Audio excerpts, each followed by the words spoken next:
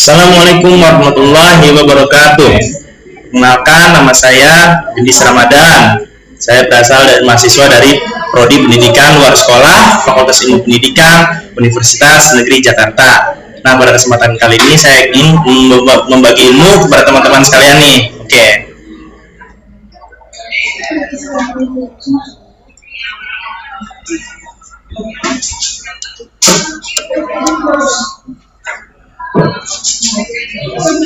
Nah, materi yang saya akan sampaikan itu mengenai teknik presentasi. Nah, teknik presentasi yang seperti apa? Yaitu teknik presentasi yang efektif dan memukau. Nah, selanjutnya akan kita bahas kepada slide selanjutnya. Nah, presentasi itu bukan sekadar bicara, tetapi ada tujuan yang ingin dicapai gitu. Jadi setiap presentasi itu kita mempunyai tujuan yang ingin dicapai. Apa yang akan kita presentasikan itu mempunyai tujuannya gitu.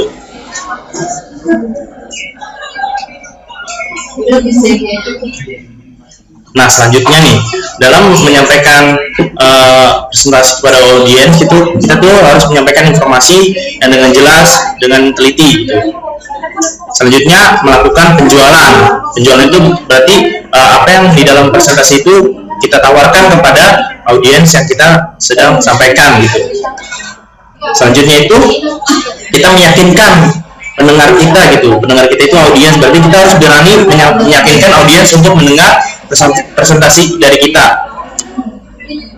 Selanjutnya itu kita harus memberi motivasi kepada audiens supaya audiens itu tertarik dengan materi yang akan kita sampaikan. Nah, selanjutnya ini secara umum tujuan presentasi itu ada to inform dan to persuade. To inform itu berarti memberikan informasi, dan to persuade itu berarti mengajak audiens, itu mengajak dalam hal tertentu itu apa yang diinginkan oleh pembicara saat presentasi. Nah, selanjutnya nih, bagaimana melakukan secara efektif. Nah, akan kita bahas pada slide selanjutnya. Nah, pertama, untuk melakukan presentasi yang efektif, kita harus mengenali audiensnya. Jadi, audiens itu siapa sih? Nah, seperti pada gambar seperti ini. Nah, audiens itu terdiri dari 5 unsur nih.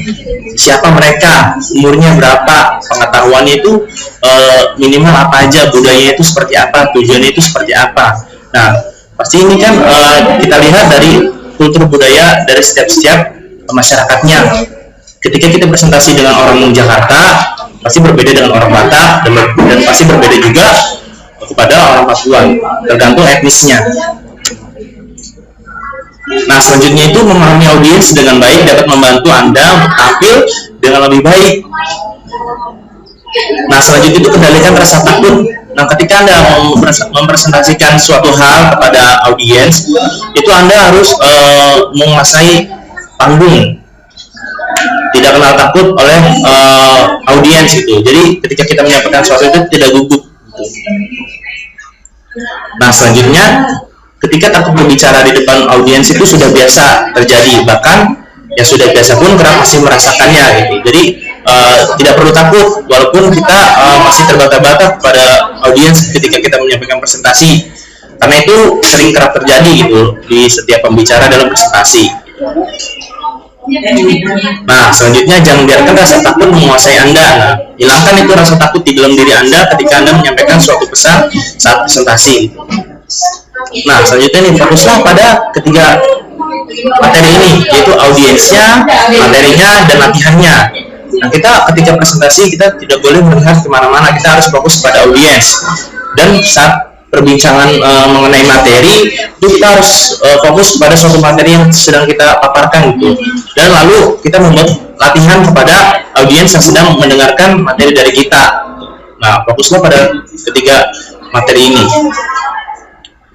Nah, selanjutnya lagi pahami tujuannya. Nah, seperti saya tadi sudah bilang, kita harus mempunyai tujuan presentasi itu untuk apa? Untuk mengajak, untuk memberitahu, dan segala macam tergantung niat kita gitu. Nah, selanjutnya nih, mengapa Anda melakukan presentasi? Apa yang ingin Anda capai? Nah, mengapa sih Anda melakukan presentasi? Itu kalian harus bisa jawab sendiri. Dan apa yang ingin Anda capai ketika presentasi itu sudah selesai gitu. Nah, selanjutnya itu dipersiapkan dengan matang. Nah, ketika kita memulai presentasi, kita tuh harus memulai dengan persiapan yang matang, seperti datanya yang matang, terus cara berbicara yang matang, terus pakaian yang bagus, yang benar, gitu, dan lain sebagainya. Nah, selanjutnya itu kumpulkan semua bahan presentasi Anda. Nah, misalnya kan Anda sedang mempresentasikan tentang dagangan buah atau dan segala macam.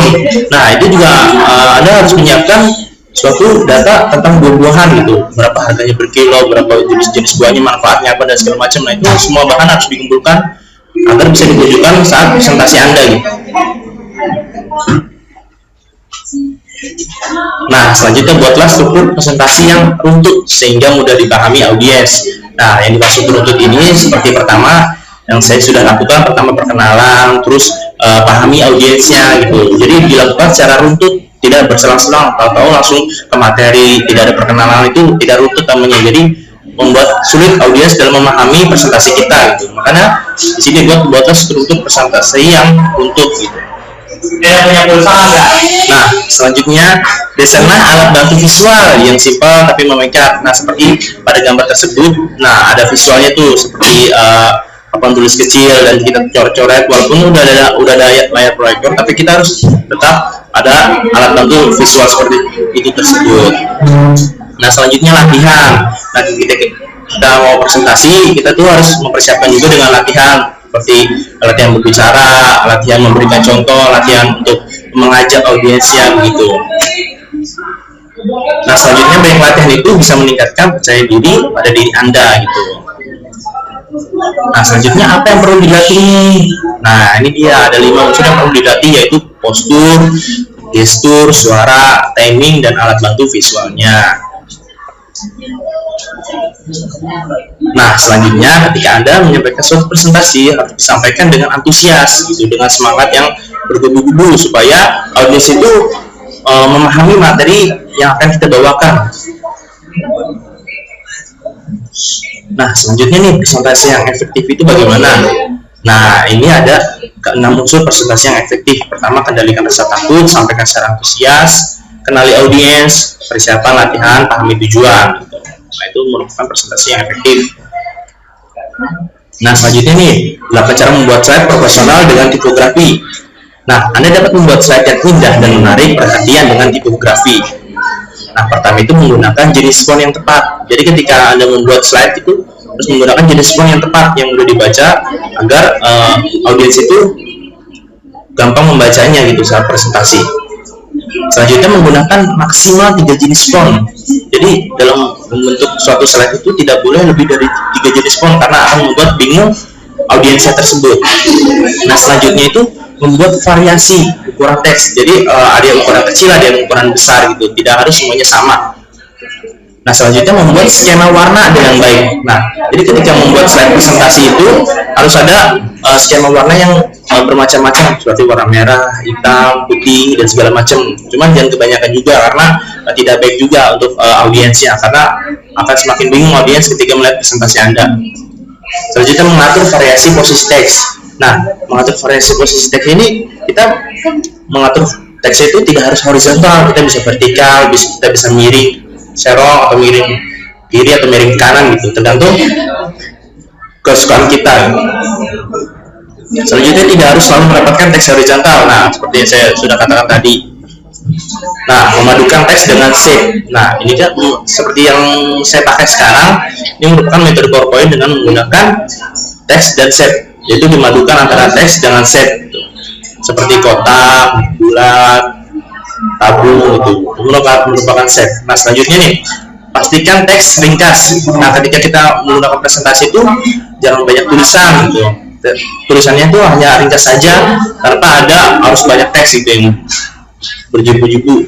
Selanjutnya teknik pembukaan presentasi yang berkesan.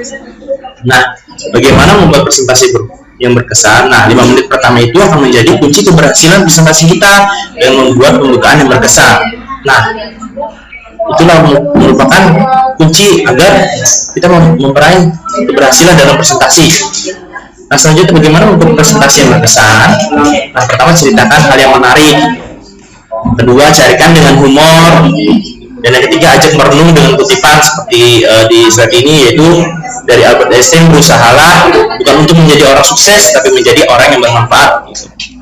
Nah, selanjutnya data atau fakta yang amazing, yaitu data atau fakta yang didapatkan itu dari sumber yang akurat, tidak hanya dari sumber yang tidak dikenal gitu. Selanjutnya, pertanyaan membuat fokus audiens. Nah, ketika kita selesai memaparkan materi, kita harus membuat pertanyaan yang membuat audiens itu fokus pada materi yang akan kita sampaikan.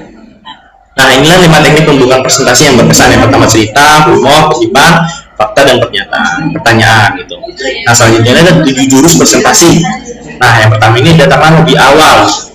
Ketika kita presentasi itu harus datang lebih awal sebelum audiens itu datang.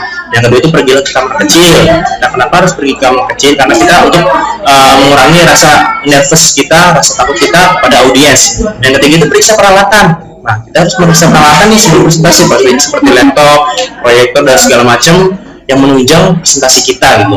Yang keempat, buat kesan pertama tak terlupakan. Nah, seperti yang tadi sudah saya bilang, 5 menit pertama itu merupakan kesan pertama yang sangat tingkat keberhasilan kita itu diuji dari situ gitu. Jadi kita harus membuat kesan pertama yang tak terlupakan gitu untuk audiens. Nah, selanjutnya kenali audiensnya ya, seperti saya sudah bilang tadi, kita harus mengenali audiensnya. Nah, yang keenam, pembukaan yang memukau. Nah, kita harus membuka presentasi itu dengan pembukaan yang memukau, dengan yang semangat. Selanjutnya, tutup dengan kuat gitu.